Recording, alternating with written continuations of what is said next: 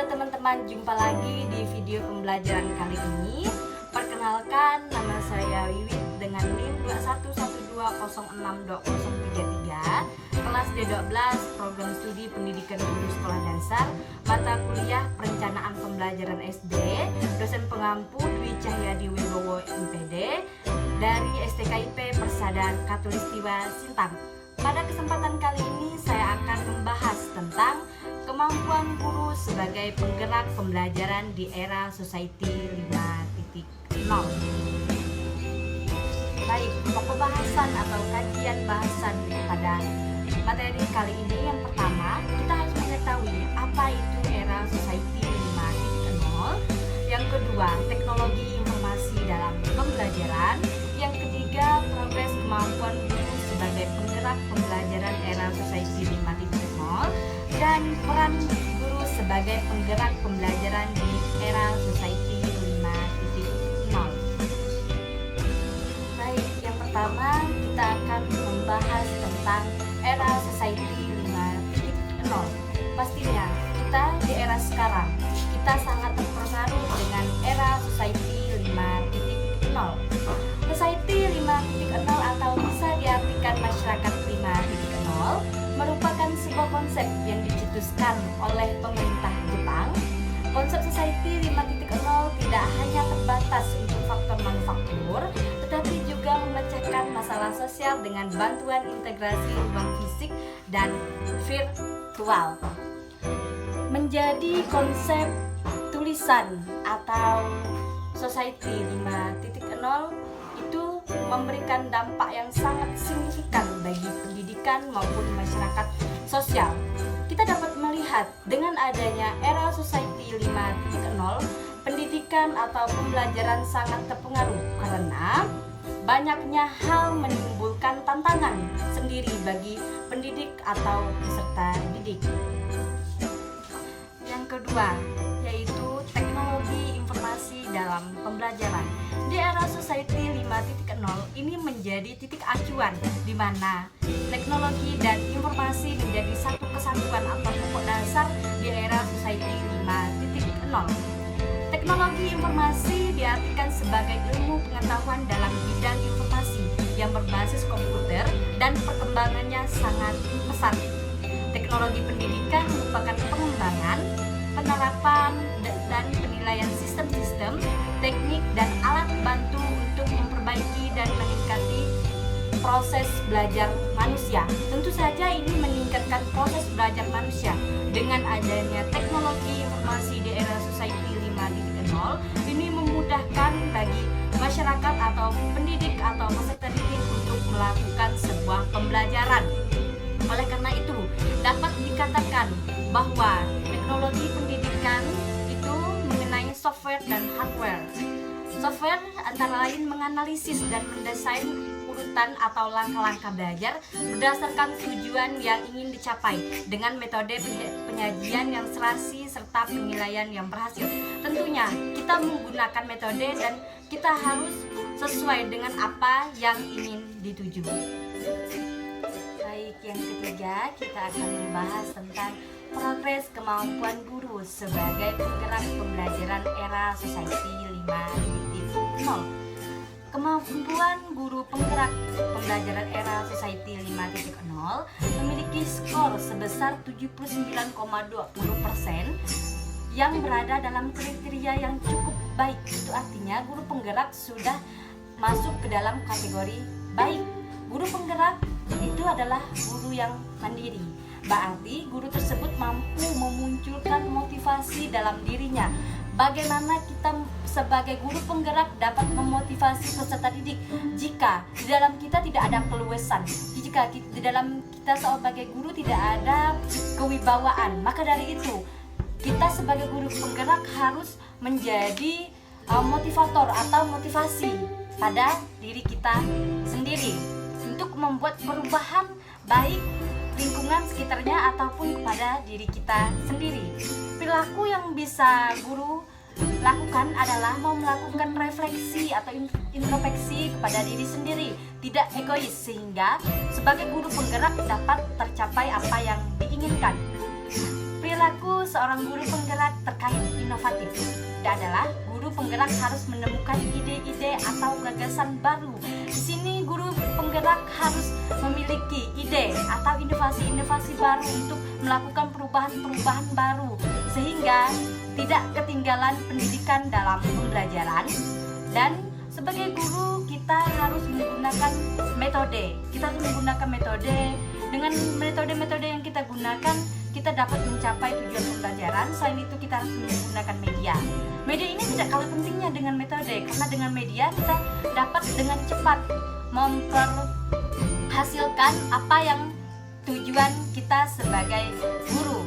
Selain itu kita juga harus berpusat kepada peserta didik.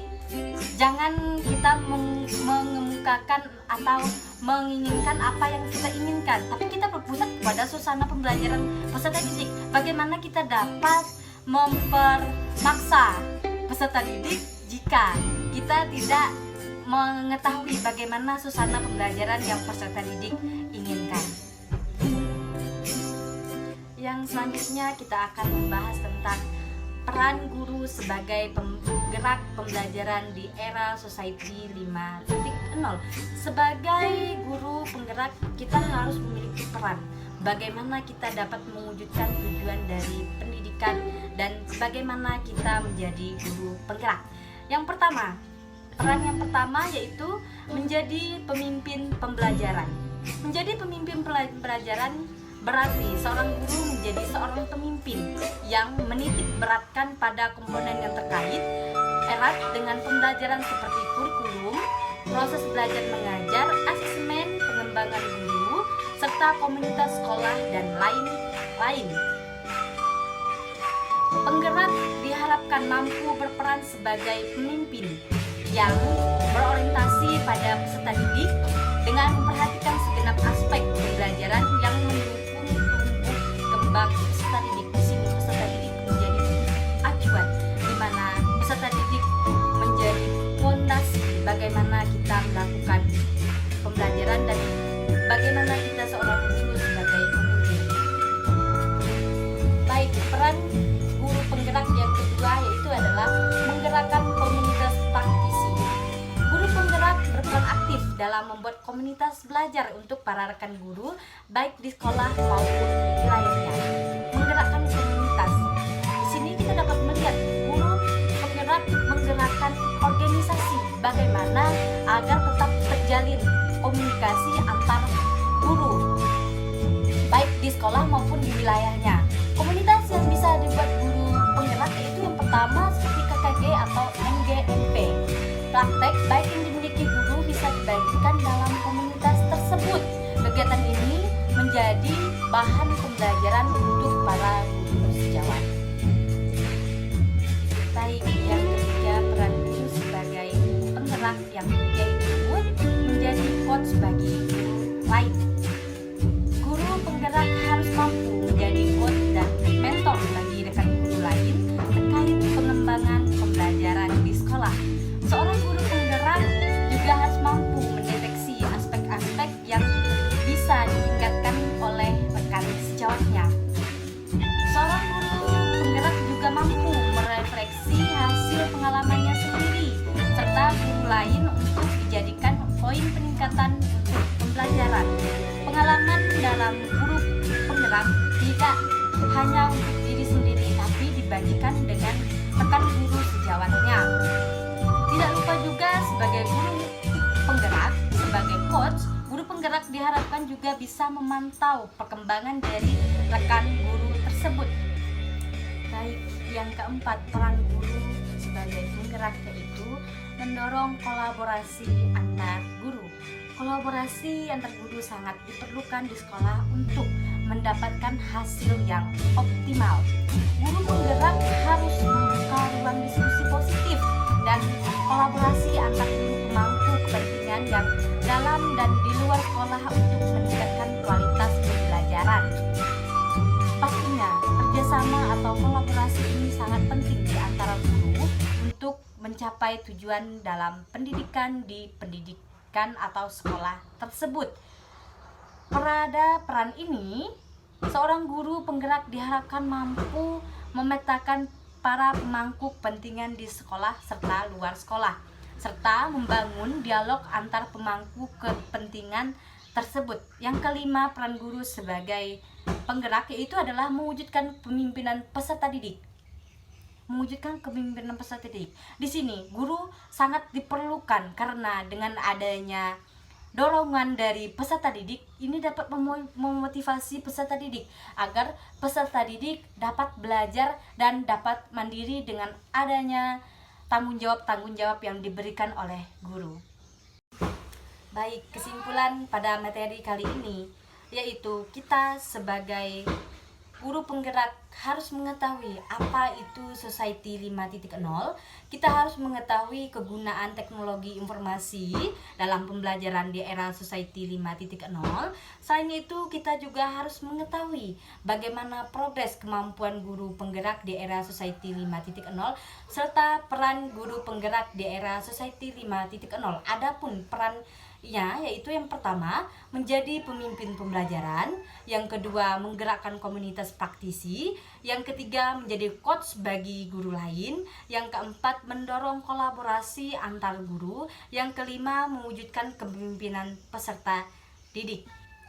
Terima kasih buat atensi teman-teman semua. Sampai jumpa di diskusi video pembelajaran selanjutnya.